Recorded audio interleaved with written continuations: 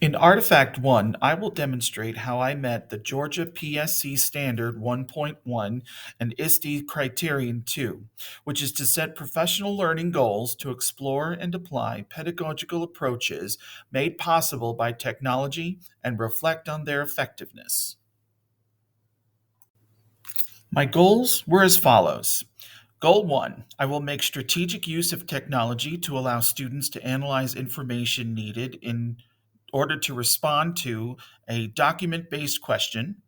And my second goal is I will create a lesson plan in which students use browser extensions, web applications, and internet based design tools to produce one infographic.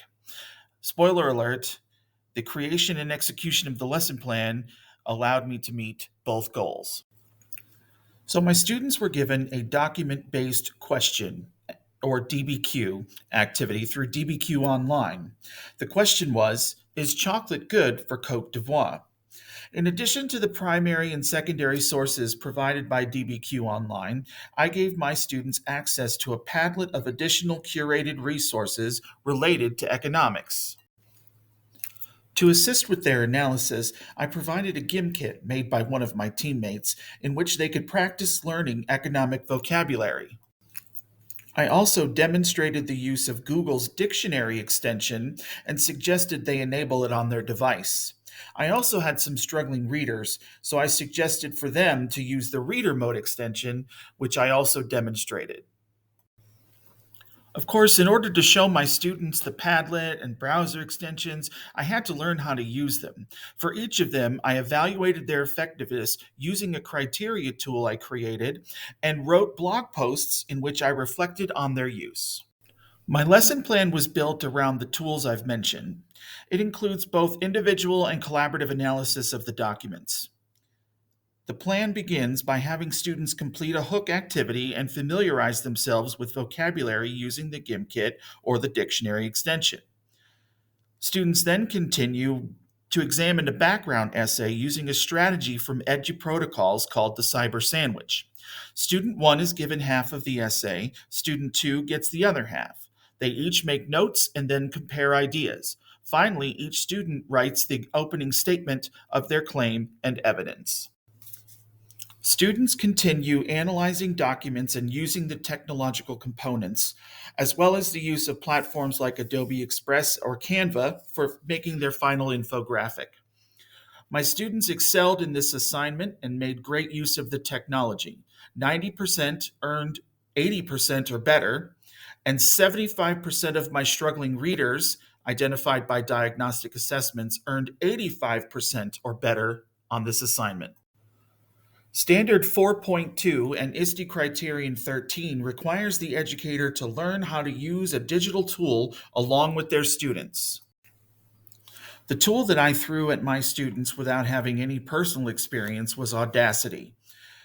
My students were put into groups and tasked with creating a podcast episode in which they had to share the story of someone, a group, or a place affected by a major environmental issue, such as flooding, deforestation, and air pollution, just to name a few.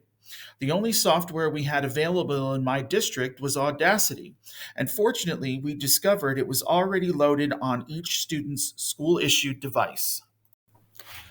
I searched the internet and quickly discovered some instructions provided by the creators of Audacity and a blog written by someone who swore Audacity was the most easy to use editing software available.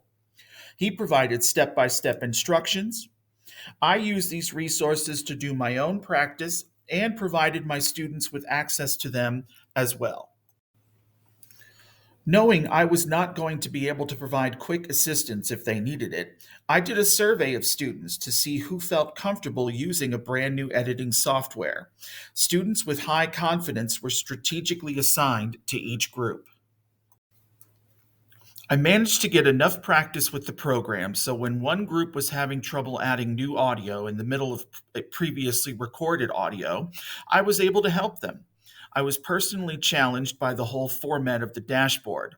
Almost nothing is clearly labeled, which to me makes it not as user friendly as Adobe Podcast, which I have used before. I thought that knowledge would translate, but it didn't. My students, on the other hand, had only minor issues and were able to produce quality products. Let's hear from student Evan H., who will close out this artifact with his thoughts on Audacity. Audacity is a great app to use for editing clips and editing your projects, whether it's a project or if it's just a music, like something for music. Uh, What did you find difficult about it? I think the difficult thing is just learning it, I think. But once you learn it, it's a great app to use, and you can use it for a lot of important things. What did you like best? I liked how easy it was to learn it, although it was hard once you like just got into it. It looked intimidating, but then once you figured it out, it got really, really easy. Great. Thank you. Yeah.